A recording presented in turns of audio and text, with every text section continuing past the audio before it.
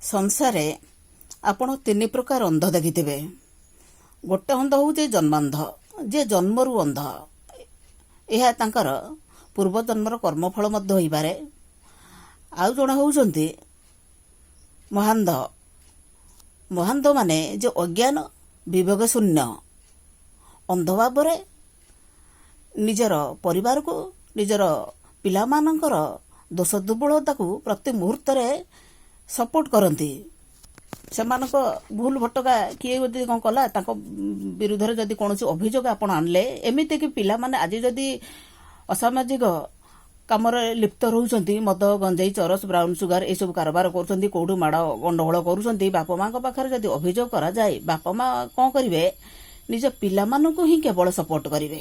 ନା, ମୋ ପିଲା ସେମିତି ନୁହେଁ, ମୋ ପିଲା ବହୁତ ଭଲ, ତା ନାଁରେ ମିଥ୍ୟା ଆରୋପ ଲଗାଯାଇଛି। ଥାନା କୋର୍ଟ କଚେରୀରେ ଯାଇକରି ମଧ୍ୟ ବାପା ମା ମାନେ ଏ ପ୍ରକାର ପିଲାମାନଙ୍କୁ ବିରୁଦ୍ଧରେ ନ ଯାଇ ପିଲାମାନଙ୍କୁ ସପୋର୍ଟ କରିବେ। ଏହା ଦ୍ୱାରା କ'ଣ ହେବ, ପିଲାମାନେ ତ ସୁଧରିବେନି, ଆହୁରି ଖରାପ କର୍ମକୁ ଯିବେ। ନିଜ ପରିବାରକୁ ଏଇ ଯେଉଁ ପ୍ରକାର ବିପଦଗାମୀ ନେବା ପାଇଁ କେବଳ ବାପା ମା ମାନେ ଦାୟୀ। ଏମାନଙ୍କୁ କୁହାଯାଏ ମହାନ୍ଧ। ଏ ପ୍ରକାର ମହାନ୍ଧ ଥିଲେ ଧୃତରାଷ୍ଟ୍ର। ସେ ସବୁବେଳେ ନିଜ ପିଲାମାନଙ୍କୁ ସପୋର୍ଟ କରି ଆସୁଥିଲେ। କେବେ ସେ ପିଲାମାନଙ୍କୁ କେବଳ କୌଣସି ଭଲ ପରାମର୍ଶ ଦେଇନାହାନ୍ତି। ଶ୍ରୀକୃଷ୍ଣ, ବ୍ୟାସଦେବ, କୃପାଚାର୍ଯ୍ୟ ଏମାନଙ୍କର ସଂସ୍ପର୍ଶରେ ଆସି ମଧ୍ୟ, ସଞ୍ଜୟ ଏମାନଙ୍କର ସଂସ୍ପର୍ଶରେ ଆସି ମଧ୍ୟ ସେ ନିଜକୁ କେବେ ବି ବଦଳେଇ ପାରିନଥିଲେ। କାରଣ ପରିବାର ପ୍ରତି ତାଙ୍କର ଏ ପ୍ରକାର ଆସକ୍ତି ଥିଲା। ସେଇ ଆସକ୍ତିର ଯୋଗୁଁ ତାଙ୍କ ପରିବାର ତ ଧ୍ୱଂସ ହୋଇଥିଲା। ସେ ସାରା ଜୀବନ ମଧ୍ୟ ଅହରହ ଜଳୁଥିଲେ। କୌଣସି ମୁହୂର୍ତ୍ତରେ ସେ ଶାନ୍ତିରେ ରହିପାରୁନଥିଲେ। ସେ ହେଉଛନ୍ତି ମହାନ୍ଧ। ଏ ପ୍ରକାର ଲୋକ ଆମ ସମାଜରେ ମଧ୍ୟ ଏବେ ବି ଅଛନ୍ତି, ଯାହା ପାଇଁ ନିଜ ପରିବାର କଳୁଷିତ ହେବାରେ ଲାଗିଛି ଏବଂ ତାଙ୍କର ଚାରିପାର୍ଶ୍ୱରେ ଯେଉଁ ପରିବାର ରହିଲେ ତାର ପ୍ରଭାବ ମଧ୍ୟ ଅନ୍ୟ ପରିବାର ସମାଜରେ ମଧ୍ୟ ପଡୁଛି। ତାହା ବାଦ ଅଛନ୍ତି କାମାନ୍ଧ, ମଦାନ୍ଧ। କାମାନ୍ଧ କହିଲେ ଗର୍ବ। ସେ ପ୍ରକାର ଗର୍ବୀ ଥିଲା ରାବଣ। ସେ ହେଉଛନ୍ତି ମହାଜ୍ଞାନୀ, ଗୁଣୀ, ପଣ୍ଡିତ, ଚାରିବେଦର ଭାଷ୍ୟକାର, ବ୍ରାହ୍ମଣ। ଏହା ବାଦ ସେ ନିଜର ବିବେକ ବୁଦ୍ଧି ବିବେକ ଶୂନ୍ୟ ହୋଇ ସେ ମା ସୀତାଙ୍କୁ ହରଣ କରିଥିଲେ।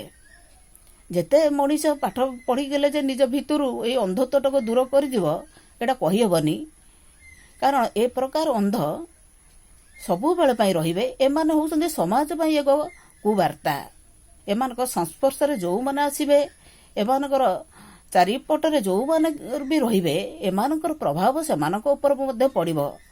ଆଜି ଧୃତରାଷ୍ଟ୍ର ନାହାନ୍ତି, ରାବଣ ନାହାନ୍ତି, କିନ୍ତୁ ସେମାନଙ୍କର ଏଇ ଯେଉଁ ପ୍ରକାର କୁକର୍ମ ଅନ୍ଧତ୍ୱ ଯୋଗୁଁ ଆମମାନଙ୍କୁ ମଧ୍ୟ ଆଜି ସେ ପ୍ରକାର ଦଶା ଭୋଗିବାକୁ ପଡୁଛି ଏବଂ ସେମାନେ ଅନ୍ଧ ଆଜି ମରି ବି ଆମ ଭିତରେ ଜୀବିତ ଅଛନ୍ତି।